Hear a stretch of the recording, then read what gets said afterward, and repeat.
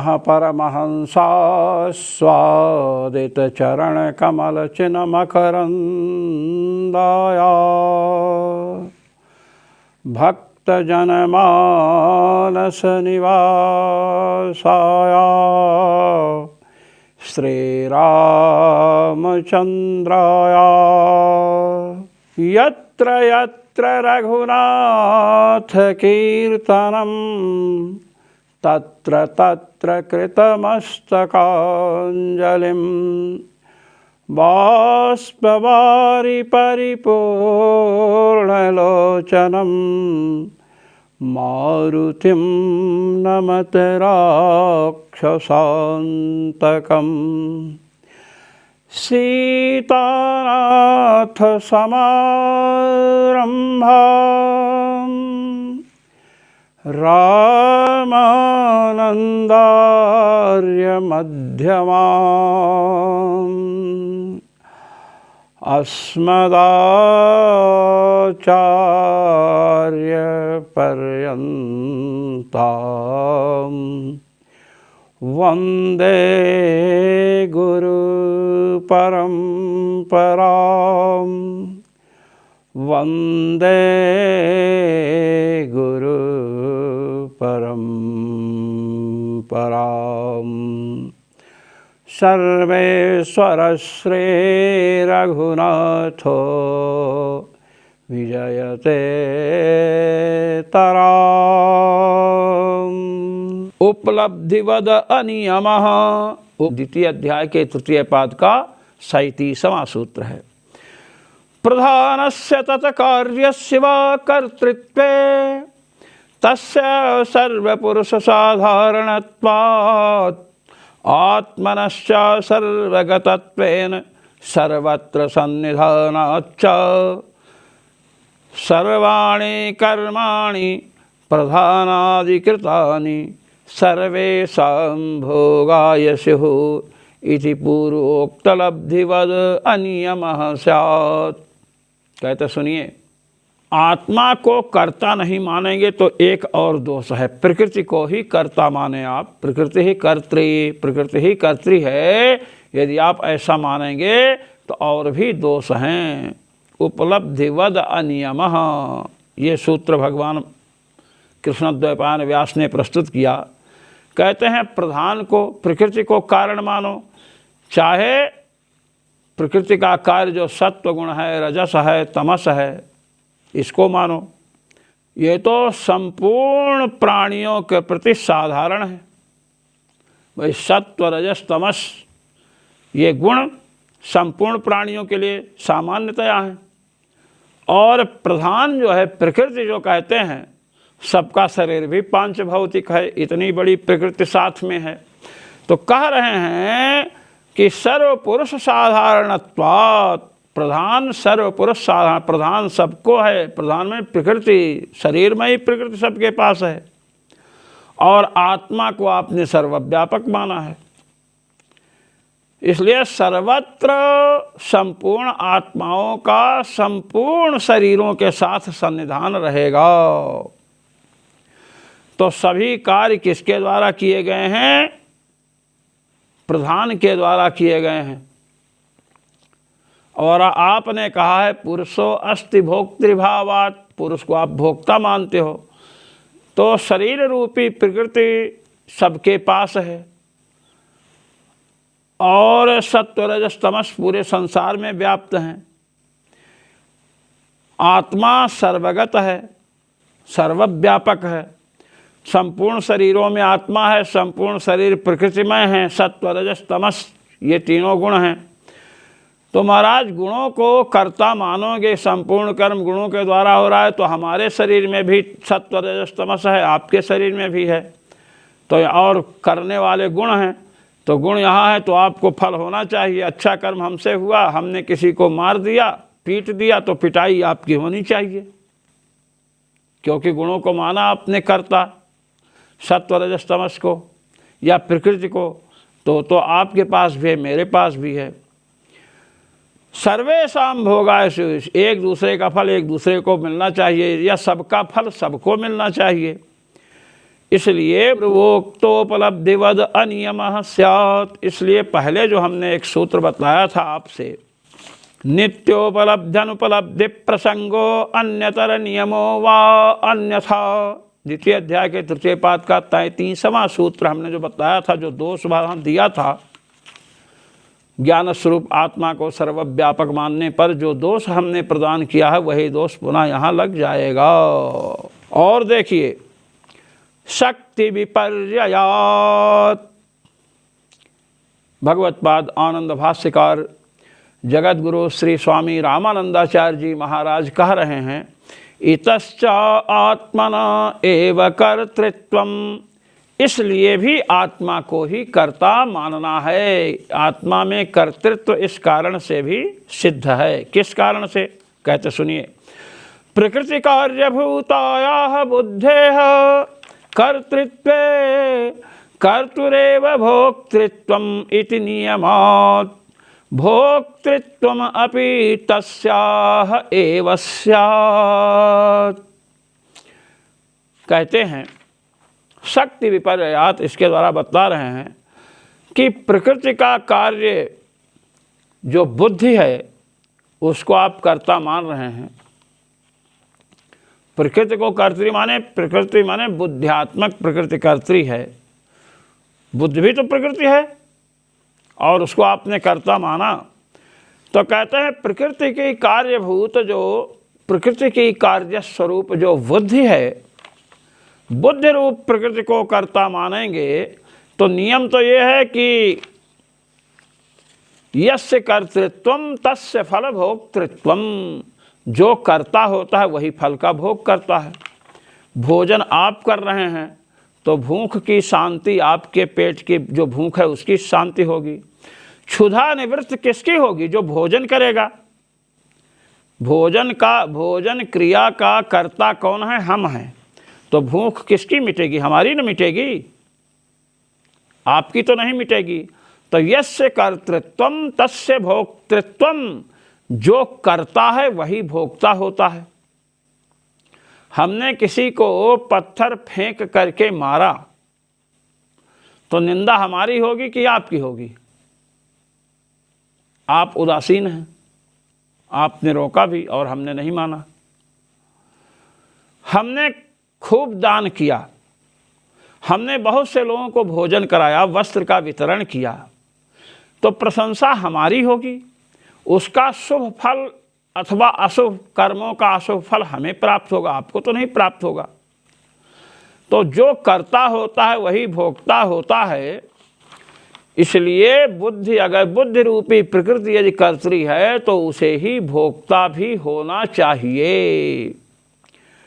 ततश्च आत्मनो भोक्तृत्व शक्तिर्विपर्ययो, अर्थात हानि स्यात्। कहते हैं तब तो जब बुद्धि को कर्ता आप मानोगे, बुद्धि रूपी प्रकृति को आप कर्त्री मानेंगे, तो जो करता है वही फल का भोक्ता होता है। तो भोक्तृत्व भी किस में आएगा? बुद्धि रूपी प्रकृति में। बुद्धि रूपी प्रकृति ही भोक्ता भी मानी जाएगी। तो आत्मा में भोक्तृत्व शक्ति तो अब नहीं आएगी, आत्मा भोक्ता तो होगा नहीं। कहते कि नहीं होगा। कहे फिर क्या होगा? कहे कि जब नहीं होगा आत्मा भोक्ता, तो आत्मा में आप प्रमाण क्या प्रस्तुत करोगे? आपने तो कहा है पुरुषो अस्ति भोक्तृभावात्, सांख्यकारिका। पुरुष है, जीव है, क्यों? भोक्तृभावात्, भोक्तृत्व को हेतु आपने बतलाया। पुरुष को पक्ष किया, अस्तित्व साध्य किया और भोक्तृत्व हेतु बतलाया। अब जो करता है वही भोक्ता होता है, ये नियम है। इसको गंवार से गंवार आदमी भी समझता है। अब आप तो सांख्यवादी हो। मुझे स्मरण है संक्षेप शारीरिकम ग्रंथ का प्रकाशन काशी में उदासीन विद्यालय के महाराज श्री योगेंद्रानंद जी महाराज ने किया था। उन्हें पंडित राज की उपाधि मिली थी। हम लोग उनसे पढ़ने जाते थे। तो उन्होंने जो भूमिका लिखी है, उस भूमिका में दिखाया है कि जब सांख्यवादियों से विद्वानों का शास्त्रार्थ होता था तो कहते थे सांख्य पशु। ये पुस्तक तो मेरे पास यहाँ नहीं है, नर्मदा तट पर रखी हैं पुस्तकें। सांख्य पशु, सांख्यवादियों को पशु कह करके चिढ़ाया। इसका तात्पर्य नहीं कि सांख्यवादी विद्वान नहीं होते हैं, किंतु शास्त्रार्थ में कुछ भी कहा जा सकता है। तो बतला रहे हैं कि जो करता है वही फल का भोगता है। आपने कहा है पुरुषो अस्ति भोक्तृभावात्, पुरुष के अस्तित्व को सिद्ध किया है भोक्तृत्व को हेतु दे करके। तो कर्ता तो आप प्रकृति को मान रहे हो, भोक्ता बना रहे हो पुरुष को। ये कैसे? ये तो ग्रामीण व्यक्ति गंवार भी जानता है कि जो जैसा कर्म करेगा वैसा फल देगा भगवान। ये है गीता का ज्ञान। बहुत लोग गाते हैं, लोग समझते हैं। तो आप कर्तृ मानते हो प्रकृति को और भोक्ता मानते हो जीव को। जब कर्ता प्रकृति है, कर्तृ प्रकृति है, तो प्रकृति में ही भोक्तृत्व मानना पड़ेगा, प्रकृति को ही भोक्तृ भोग करने वाली भी मानना पड़ेगा। तो भोक्तृत्व हेतु से जो आप पुरुष की सत्ता सिद्ध कर रहे थे वह नहीं कर पाएंगे। भोक्तृत्व शक्तेर विपर्यो हानि स्यात्, आत्मा भोक्ता है, ये सब लोग जानते हैं। चाहे शरीर देहवादी आत्मा, देहात्मवादी जो चार्वाक हैं वो भी कहते हैं कि आत्मा भोक्ता है। कहते हैं यावत् जीवेत सुखम जीवेत ऋणम कृत्वा घृतम पिबेत भस्मीभूतस्य देहस्य पुनरागमनम कुतः। जब तक जियो सुख से जियो और ऋण को लेकर घी को पियो। देह ही आत्मा है, नष्ट हो गया, कौन आता है कौन जाता है, चारवाकों का सिद्धांत है, उनका खंडन किया गया है, पहले आ चुकी है बात। तो देखिए देहात्मवादी चारवाक भी समझता है कि जो करता है वही भोगता है। आप सांख्यवादी इतने बड़े विद्वान अपने को समझते हैं और आप कर्ता मान रहे हो प्रकृति को और भोक्ता मान रहे हो जीव को। अगर कर्तृत्व प्रकृति में मानेंगे तो भोक्तृत्व भी प्रकृति में ही मानना पड़ेगा। तब आत्मा में जो भोक्तृत्व शक्ति है, आत्मा भोक्ता है, यह सर्व प्रसिद्ध सर्वानुभूत बात है। इसका विपर्य हो जाएगा, इसकी हानि होने लगेगी। तथा सति आत्मा अभ्युपगमो निष्प्रमाणकः स्यात्। अब आपने पुरुष को सिद्ध किया, प्रकृति और पुरुष दो तत्व आपने माना। आपने कहा पुरुषो अस्ति भोक्तृभावात्, पुरुष को बनाया पक्ष, अस्तित्व को साध्य किया सत्ता को, और भोक्तृभावात् भोक्तृत्व को हेतु बनाया। अब नियम तो यह है कि जो करता है वही भोगता है। जब प्रकृति कर्तृ है तो भोक्तृ भी प्रकृति होगी। अब भोक्तृत्व आप अन्य जगह प्रकृति से भिन्न में भोक्तृत्व नहीं दिखा पाएंगे। तो आत्मा अभ्युपगम, जीव का पुरुष का जो आपने स्वीकार अंगीकार किया है, दो तत्व माना ना प्रकृति और पुरुष, तो पुरुष का अभ्युपगम निष्प्रमाण का स्यात्, अप्रामाणिक हो जाएगा, क्योंकि भोक्तृत्व बुद्धि में ही जाएगा, प्रकृति में जाएगा। जो कर्ता होता है वही भोक्ता होता है। तो आपका आत्मा अभ्युपगम पुरुष को मानना अप्रामाणिक हो जाएगा, कोई हेतु आपके पास नहीं रहेगा। स्याच्च पुरुषो अस्ति भोक्तृभावात् इति सोक्ति विरोधः। और पुरुषो अस्ति भोक्तृभावात् सांख्य कारिका की 27वीं कारिका है, इस उक्ति से विरोध हो जाएगा, क्योंकि जो भोक्ता है वही करता है। ये बात भगवान कृष्णद्वैपायन ने सांख्यवादियों से कहा शक्ति विपर्यात सूत्र के द्वारा। समाध्यभावाच्च, द्वितीय अध्याय के तृतीय पाद का 39वां सूत्र है।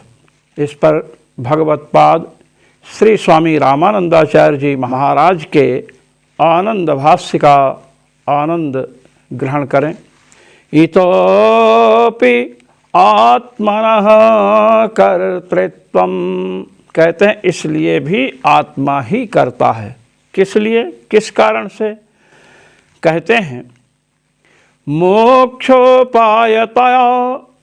स्वदर्शनाभिमत्समाधावपि बुद्धेः एव कर्तृत्वं विज्ञानस्य कर्तृत्ववादिना स्वीकार्यम्। कहते सुनिए, सांख्य महानुभावों, आप लोगों ने कहा कि प्रकृति ही कर्त्री है, तो प्रकृति या प्रधान सत्व, रजस और तमस की जो साम्यावस्था है उसे कहते हैं प्रकृति, अर्थात प्रधान। वह प्रकृति कुछ भी नहीं कर सकती है, बस आप ये समझ लीजिए, जब तक उसके गुणों में क्षोभ नहीं होगा तब तक वह महत्तत्व आदि किसी भी कार्य को उत्पन्न नहीं कर सकती है। इसलिए प्रकृति से जो महत्तत्व उत्पन्न हुआ, महत् पदार्थ, उसको सांख्यवादियों ने बुद्धि तत्व माना है। तो प्रकृति कर्तृ महत्तत्व से फिर अहंकार आदि की उत्पत्ति होती है। तो प्रकृति अर्थात बुद्धि को आपने कर्तृ माना। अब आपका सिद्धांत क्या है? सांख्यवादियों का सिद्धांत है प्रकृति पुरुष का विवेक जब होता है तो मोक्ष की प्राप्ति होती है। अभी क्या है? ये शरीर रूपी प्रकृति है, इसी में अहम ब्राह्मण, अहम साधु, अहम मूर्ख, अहम स्थूल, ये शरीर में ही मैं ब्राह्मण हूँ, क्षत्रिय हूँ आदि अभिमान, मैं मोटा हूँ, मैं पतला हूँ, मैं साधु हूँ, मैं गृहस्थ हूँ, मैं नेता हूँ, मैं परेता हूँ, मैं देवता हूँ, मैं इंद्र हूँ, मैं ब्रह्मा हूँ, ये सब अभिमान शरीर रूपी प्रकृति में ही होते हैं, जितने अभिमान हैं। और जब इससे आत्मा अपने को पृथक समझ लेता है, न हम देह, न हम इंद्रियम, मैं देह नहीं हूँ, मैं इंद्रिय नहीं हूँ, मैं प्रकृति से भिन्न हूँ, इस प्रकार जब सम्यक ज्ञान हो जाता है तब मोक्ष होता है। और प्रकृति और पुरुष के भेदक ज्ञान को अहम प्रकृतेः भिन्नः, मैं प्रकृति से भिन्न हूँ, इस प्रकार प्रकृति और पुरुष का जो विवेक, विवेक अर्थात भेद, विवेक ज्ञान, विवेक हुआ अर्थात भेदक ज्ञान जो हुआ है, विचिर पृथक भावे धातु से विवेक शब्द बनता है। विवेक प्रकृति और पुरुष में जब भेदक ज्ञान होता है, अहम प्रकृतेः भिन्नः, मैं प्रकृति से भिन्न हूँ, तब जा कर के मोक्ष होता है, ऐसा आपने माना है। अब आपकी स्थिति बिगड़ जाएगी। मोक्षोपायतया स्वदर्शनाभिमत समाधौ अपि, मोक्ष के उपाय रूप से आपके सांख्य दर्शन में जो समाधि है उसमें अहम प्रकृतेः भिन्नः, मैं प्रकृति से भिन्न हूँ, यह बोध होता है। जब आप बुद्धि को ही कर्त्री मानेंगे, बुद्धि अर्थात बुद्धि रूपिणी प्रकृति, तो उस प्रकृति को कैसे बोध हो? एक तो प्रकृति, बुद्धि जड़ है, पहली बात तो आप ये समझ लो। बुद्धि क्या है? जड़ है, तो जड़ को तो ज्ञान हो नहीं सकता है। और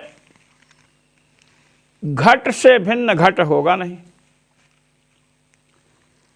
अपने से भिन्न स्वयं हम अपने से भिन्न कैसे हो सकते हैं? ये माउस है, दिस इज माउस। अब ये माउस है, ये माउस माउस से भिन्न कैसे होगा? हम कहें माउस हो ना, माउस नहीं है, तो यह भेद माउस को छोड़कर सकल संसार में जाएगा, माउस में नहीं जाएगा। तो भेद का प्रतियोगिता वच्छेदक के साथ विरोध है। घटो ना भेद, घट को छोड़ करके पट आदि समस्त वस्तुओं में जाएगा जहाँ घटत्व नहीं है। तो घटो ना भेद की प्रतियोगिता घट में, प्रतियोगिता वच्छेदक घटत्व होगा, भेद का विरोध प्रतियोगिता वच्छेदक के साथ होता है। इसीलिए न्याय दर्शन आवश्यक है पढ़ना। और अत्यंता भाव का विरोध प्रतियोगी के साथ है। अष्ट। अब बुद्धि रूपिणी जो प्रकृति है, जब समाधि अवस्था होगी तो बुद्धि का भेद तो बुद्धि में जाएगा नहीं। दो अनुपपत्तियां यहाँ पर हैं।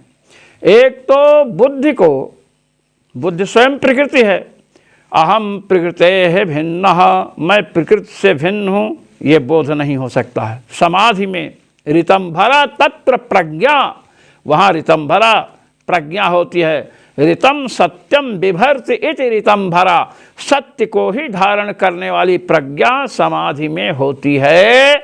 इसलिए इस समाधि में मैं प्रकृति से भिन्न हूँ, यह बोध हो नहीं सकता है, क्योंकि प्रकृति बुद्धि प्रकृति है, प्रकृति प्रकृति से भिन्न हो नहीं सकती है, पहली बात। दूसरी बात, बुद्धि है जड़, तो जड़ बुद्धि में बोध होगा कैसे? ज्ञान नहीं हो सकता है। समाधिश्च प्रकृति तत्कार्य तो भिन्नोहम इति अनुसंधान रूपः। सांख्यवादियों के यहाँ समाधि क्या है? मैं प्रकृति और प्रकृति के कार्यों से भिन्न हूँ, इस प्रकार का जो अनुसंधान, दृढ़ अनुसंधान है, वही समाधि है। तो प्रकृति में प्रकृति का, बुद्धि में प्रकृति का भेद जाएगा नहीं, क्योंकि बुद्धि स्वयं प्रकृति का ही तो फैलाव है, ये सब जितना है विस्तार, और बुद्धि को ज्ञान हो नहीं सकता है। भगवत्पाद श्री स्वामी रामानंदाचार्य जी महाराज कह रहे हैं, तथा भूतम अनुसंधानम नहीं प्रकृति तत्कार्यात्मना कर्ता शक्यम अनुष्ठातुम। मैं प्रकृति से भिन्न हूँ, इस प्रकार का अनुसंधान ना तो प्रकृति कर सकती है, ना तो प्रकृति रूपिणी बुद्धि कर सकती है, ना तो प्रकृति के कार्य ही ऐसा अनुसंधान कर सकते हैं, क्योंकि प्रकृति के जितने कार्य हैं सब प्रकृति ही हैं। भाई घट मिट्टी से बना, मिट्टी का कार्य घट है, तो घट मिट्टी है कि नहीं, ये तो सामान्य व्यक्ति भी समझता है। तो प्रकृति किंवा प्रकृति के कार्य, अहम प्रकृते है भिन्न, मैं प्रकृति से भिन्न हूँ, ऐसा अनुसंधान नहीं कर सकते हैं। तो समाधि की सिद्धि आपके यहाँ कैसे होगी? और होती है ऐसी दृढ़ समाधि जब होगी, उसके बाद मोक्ष मानते हैं। तस्मात् प्रकृत्यादि तो भिन्न आत्मा एव कर्ता, इसलिए प्रकृति और उनके गुण इन सभी से भिन्न आत्मा है, और वही क्या है? कर्ता है। प्रकृति और प्रकृति से भिन्न कौन हुए? गुण आदि हुए, कार्य रूपेण भेद भी है, इसलिए उन सबसे भिन्न आत्मा कर्ता है। दूसरी बात आप ये समझ लें कि सांख्य सिद्धांत में 25 तत्व माने गए हैं। प्रकृति और पुरुष दो तत्व, एक पुरुष एक प्रकृति। अब प्रकृति के 24 भेद हैं, गिन लीजिए ना। प्रकृति, महत्तत्व, अहंकार, पंच तन्मात्रा, कि प्रकृति महत्तत्व अहंकार 3 और पंच तन्मात्रा, शब्द तन्मात्रा, रूपाय तन्मात्राएं, तो 3 5 8 हो गया। अब 5 ज्ञानेन्द्रियां, 8 5 13, 5 कर्मेंद्रियां, 13 5 18, ये हो गए ना। और पंचभूत ले लो, पृथ्वी जल तेज वायु आकाश, 18 5 23, और मन ले लीजिए, अहंकार तो आ चुका है, महत्तत्व से बुद्धि भी आ चुकी है, अब मन बचा, मन को ले लीजिए, कितना हो गया? 24 हो गया। तो 24 तो प्रकृति का विस्तार है, और एक पुरुष 25 तत्व आपने माना है। तो जब जो करता है वही भोक्ता होता है, यह नियम सर्वानुभूत है और सबको मान्य है। तो प्रकृति को कर्तृ मानोगे तो भोक्तृ भी प्रकृति को ही मानना पड़ेगा। तो आपने जो सांख्य कारिका में कहा था पुरुषो अस्ति भोक्तृभावात्, पुरुष की सिद्धि भोक्तृत्व हेतु से की थी, अब भोक्तृत्व हेतु किसमें रहा? प्रकृति में। इसलिए पुरुष की सिद्धि नहीं हो पाएगी। और आपकी प्रतिज्ञा है व्यक्त व्यक्तज्ञ विज्ञान, ये आपका सिद्धांत है, व्यक्त और अव्यक्त, व्यक्त अव्यक्त और ज्ञा, व्यक्त व्यक्तज्ञ व्यक्त व्यक्तज्ञ विज्ञान। व्यक्त कौन हुआ? पृथ्वी जल तेज वायु रूप में प्रकृति व्यक्त है। अव्यक्त क्या है? महत्तत्व अहंकार, अहंकार आदि रूप में प्रकृति अव्यक्त है, प्रकृति रूप में अव्यक्त है। बहुत सी ऐसी वस्तुएं हैं जो अव्यक्त हैं, इंद्रियों से जिनका साक्षात्कार हम नहीं कर सकते हैं, और ज्ञान से पुरुष लेते हो। प्रकृति और पुरुष का विवेकक ज्ञान होना चाहिए, प्रकृति से मैं भिन्न हूँ इस प्रकार पुरुष को ज्ञान होना चाहिए। तो यह ज्ञान पुरुष जब आपका सिद्ध ही नहीं होगा तो कैसे आप कर पाएंगे? बुद्धि और प्रकृति ये सब क्या है? जड़ है, उसमें ज्ञान भी नहीं हो सकता है, और प्रकृति प्रकृति से भिन्न नहीं होती है। बुद्धि स्वयं प्रकृति है। घट को देखकर कोई कहे मिट्टी नहीं है तो क्या आप मानोगे? स्वर्ण से निर्मित किरीट है, कुंडल है, कंकण है, उनको आप सुनार के यहाँ जाएं और सुनार से आप कहें सोना नहीं है तो मानेगा? मिट्टी के भाव लेगा क्या? या मिट्टी को ले जाएंगे तो सोना के भाव लेगा, कहेगा मिट्टी है। घड़ा क्या है? मिट्टी है। तो प्रकृति पुरुष के विवेक ज्ञान से आपने मोक्ष माना है। जब पुरुष मानोगे ही नहीं तो 25 तत्व हैं, 25 तत्व हैं, ये प्रतिज्ञा आपकी चली जाएगी। और व्यक्ता व्यक्तज्ञ विज्ञानात्, व्यक्त अव्यक्त और ज्ञा माने पुरुष के विज्ञान से मोक्ष होता है। ये सिद्धांत सब चला जाएगा, हाथ धो बैठेंगे अपने सांख्य सिद्धांत से, ये कहा। इसलिए आप पुरुष को जीवात्मा को कर्ता मानिए, जीवात्मा ही करता है और जीवात्मा ही भोगता है, ये बात कही। अब यहाँ पर प्रश्न यह उठता है कि समाध्यभावाच्चा इस सूत्र पर्यंत आत्मा को अणु और कर्ता, आत्मा में अणुत्व, कर्तृत्व, ज्ञातृत्व ये सब सिद्ध किया गया। आत्मा ज्ञाता है, आत्मा कर्ता है, और आत्मा विभ नहीं अपितु अणुस्वरूप है, अणु परिमाण वाला है। कहते हैं आत्मा अविनाशी, आपने कहा है। अब आप ये बतलाओ कि अविनाशी आत्मा यदि करता है तो सदा कार्य करते ही रहेगा, सर्वदा कर्तृत्व तो उसमें रहेगा, तो मोक्ष कैसे होगा?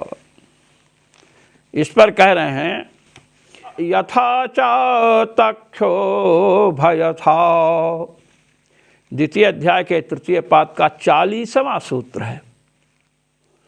भगवत पाद श्री स्वामी रामानंदाचार्य जी महाराज अपने भाष्य में कह रहे हैं आत्मनः कर्तृत्वे करण कलेवरादि संपन्नोपि स यदा इच्छति तदा करोति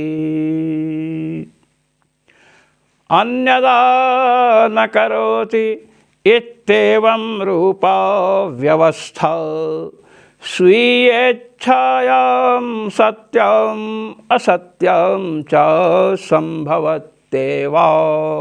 कहते देखिए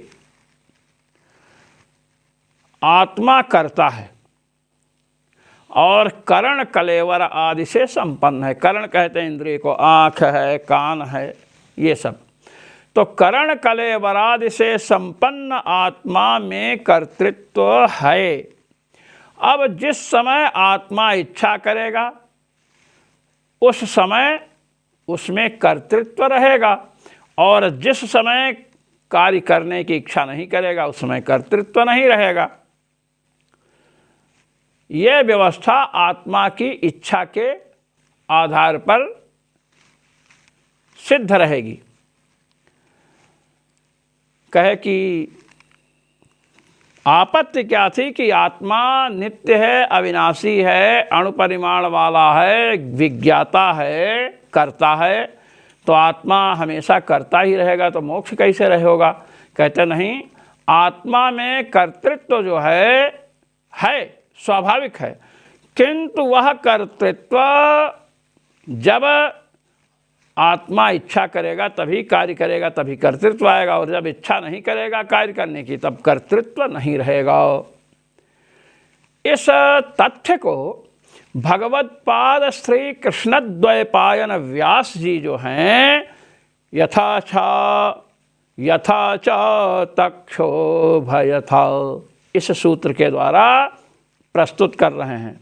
देखिए, यथा वास्यादि साधन सन्निधानेपि तक्षा स्वकीयेच्छाम् अनुसृत्य करोति न करोति च।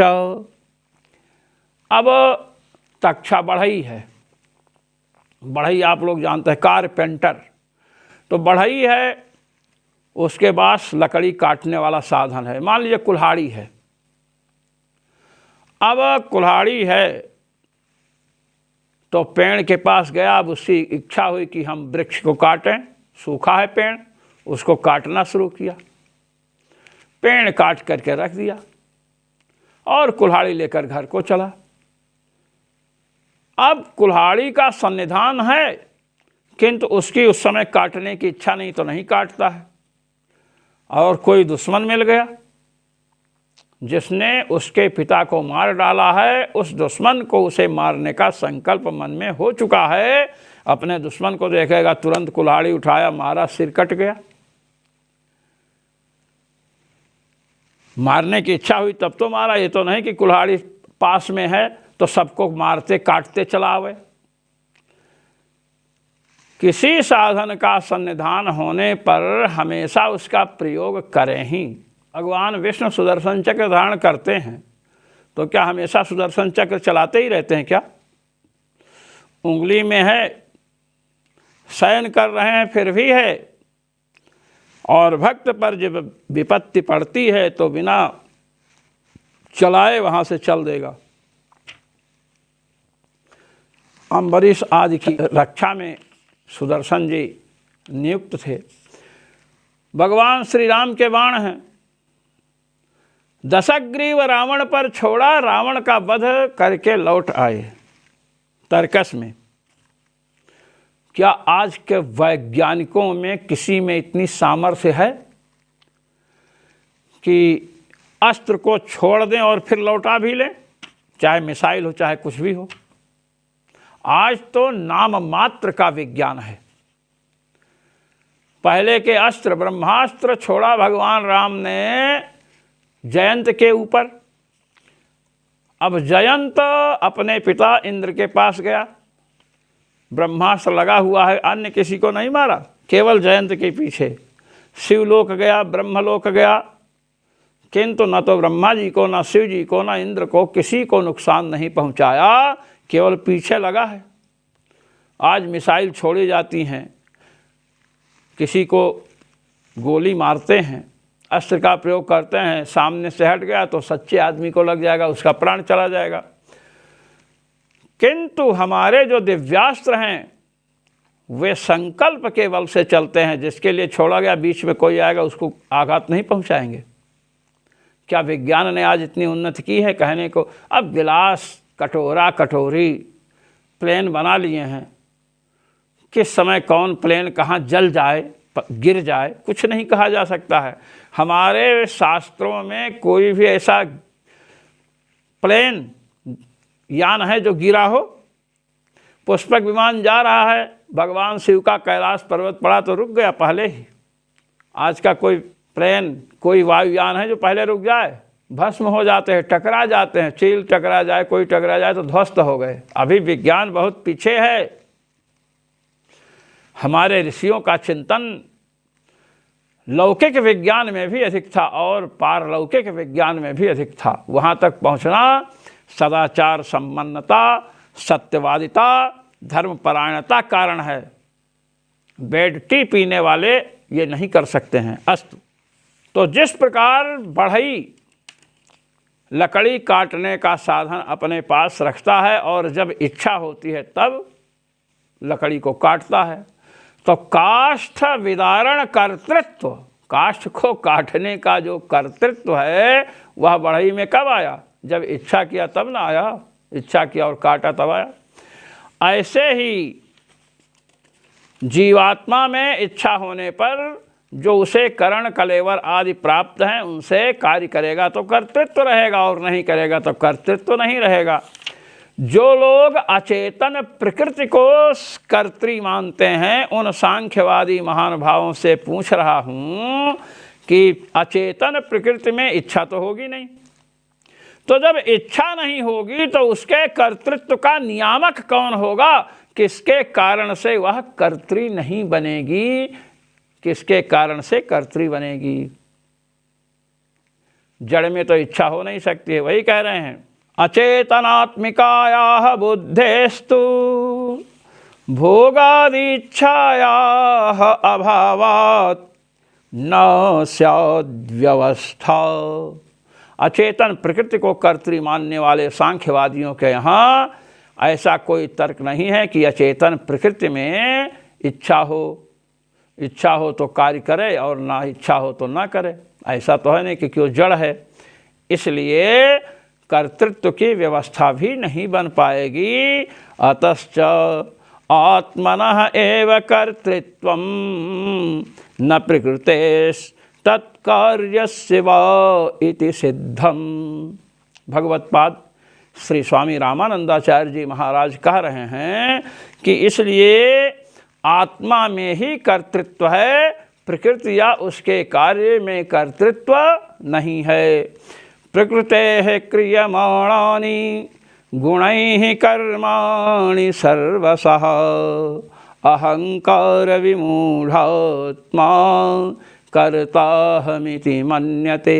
ये जो गीता का श्लोक प्रस्तुत किया गया था कि प्रकृति के गुणों से ही कर्म किए जाते हैं, तो इसका समाधान दिया, कारणम गुण संगोस्य सद सद्योनि जन्मसु। कहा कि जीव का सांसारिक प्रवृत्तियों में जो कर्तृत्व है वह गुणों के कारण है। ये बात मैं पहले बतला चुका हूँ भाष्य के अनुसार। अब आत्मा में कर्तृत्व नहीं है, गुणों में ही कर्तृत्व है, तो ये बताएगा कि गुण अचेतन है, जड़ हैं, जड़ में कर्तृत्व संभव ही नहीं है। इसलिए आगे चल करके 5 कारणों का उल्लेख किया गया, अधिष्ठान, कर्ता, करण, चेष्टा और दैव। अधिष्ठानम तथा कर्ता करणम च पृथक विधम विविधाश्च पृथक चेष्टा दैवम चैवात्र पंचमम। 5 को कारण बतलाया गया। तत्रैवं सति कर्तारमात्मानं केवलं तु यः पश्यत्यकृत बुद्धित्वान् न स पश्यति दुर्मतिः। फिर बताया गया कि ऐसा होने पर जब 5 के द्वारा कार्य संपन्न किया जाएगा तो कार्य जनकता 5 में आई ना, तो कार्य जनकता 5 में आई। अब ऐसा होने पर केवल अपने को कर्ता समझना दुर्बुद्धि का, दूषित बुद्धि का ही तो परिणाम है। 5 लोगों ने मिलकर के कार्य संपन्न किया, 5 लोगों के सहयोग से कार्य संपन्न हुआ। अब केवल अपने को ही समझ ले। 5 स्तंभ लगे हैं मकान में, छत उस पर टिकी हुई है। अब एक स्तंभ, एक खंभा समझ ले कि हम ही पूरा मकान रोके हुए हैं। या छप्पर पहले लोग उठाते थे, छप्पर के घर बनाते थे पहले, हम लोगों ने देखा है। तो छप्पर उठाते थे तो गांव के 10, 20, 50 लोग मिलकर उठाते थे। अच्छा, उसमें कुछ लोग नीचे पकड़ करके खींचते भी थे, मैंने अपनी आंखों से देखा है। ऐसे भी संसार में लोग हैं, आप आगे बढ़ेंगे लोग पैर पकड़ कर खींचेंगे। अब जितने छप्पर उठाने वाले हैं उसमें एक व्यक्ति समझे हम ही सब उठा रखे हैं, तो उसको दुर्बुद्धि तो लोग कहेंगे। आइए, इसलिए गीता का तात्पर्य यह है कि गुणों के संपर्क से सांसारिक कार्यों में जो जीव का कर्तृत्व है वह गुणों के अधीन है। इसलिए कह रहे हैं कि गुण के द्वारा कार्य कराए जा रहे हैं। गुणों के कारण ही सांसारिक कार्यों में जीव की प्रवृत्ति है, इसलिए जीव को कर्ता माना गया।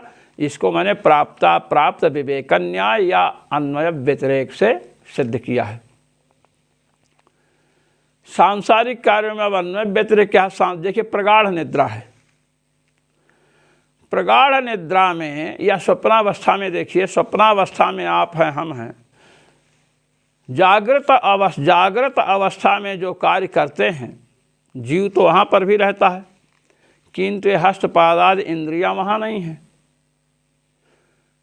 तो शरीर यहीं पड़ा रहता है। सुषुप्त में जाइए, सुषुप्त में प्राण मन बुद्धि ये सब कुछ नहीं है, चित्त भी नहीं, मन बुद्धि चित्त अहंकार वहाँ नहीं है। उसके बाद भी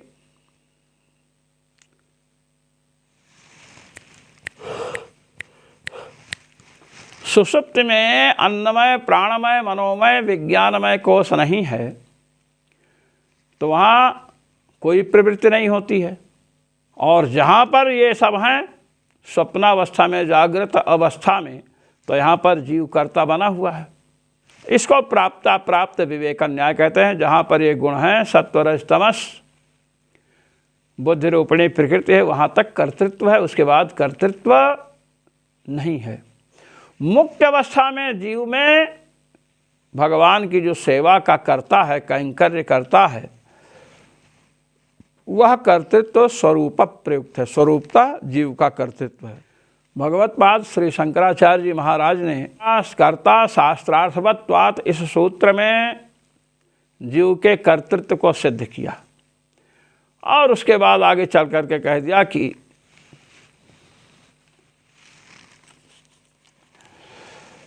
आगे चल करके कहा कि वस्तुतः जीव में कर्तृत्व नहीं है, ये बताया उन्होंने।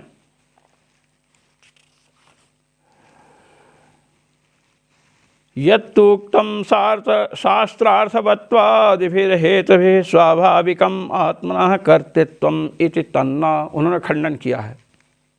दर्श पूर्णमासाभ्याम यजेत स्वर्ग कामः इत्यादि वाक्यों को जो प्रमाण रूप में प्रस्तुत किया गया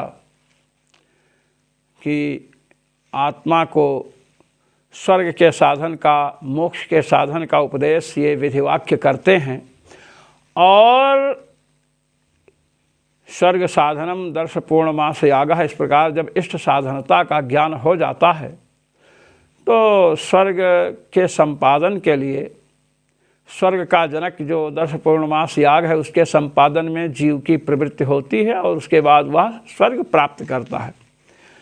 कहते हैं इससे स्वर्ग साधनत्व का प्रतिपादन है। जीव में कर्तृत्व अविद्याकृत है, ऐसा उन्होंने माना है।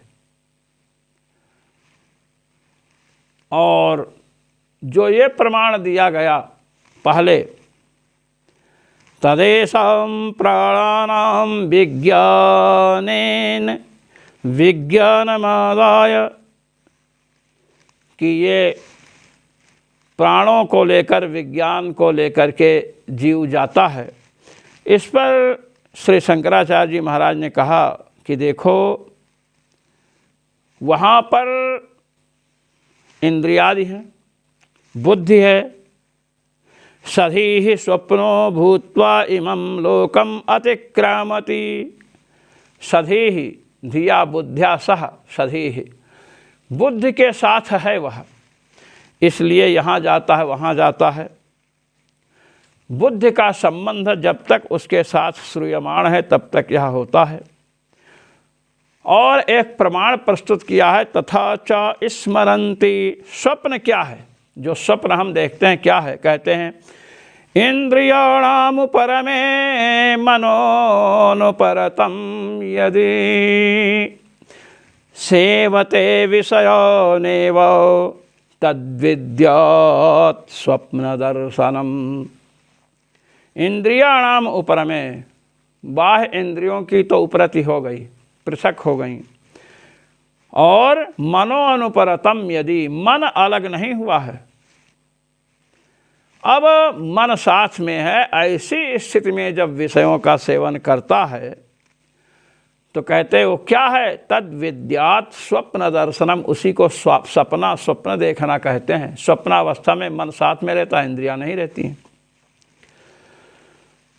काम दूसरे की स्त्रियों को देखता है, उनके पीछे चलता है, बहुत सी वस्तुएं हैं जिनको अनुभव करता है। कहते कामादयश्च मनसो वृत्तयः, ये श्रुति है, काम इत्यादि मन की ही वृत्तियां हैं। विहार जो होता है उसको भी इन्होंने लगाया है। तो भगवत्पाद शंकराचार्य जी महाराज, जीव का कर्तृत्व जो है अविद्याकृत है। जीव में जो कर्तृत्व है किसके कारण आया, अविद्या के कारण, अविद्या के कारण आया। अरे हम तो कहते हैं कि सांकर मत में जीव भी अविद्या के ही कारण है। जीव की पारमार्थिकी सत्ता नहीं है। अद्वैती महानुभावों के यहाँ जीव और ईश्वर यह भी कल्पित ही हैं। तो कल्पित जीव में यदि उन्होंने कर्तृत्व को अविद्याकृत मान लिया तो क्या आश्चर्य है। उनके यहाँ ईश्वर भी अविद्या से ही कल्पित है।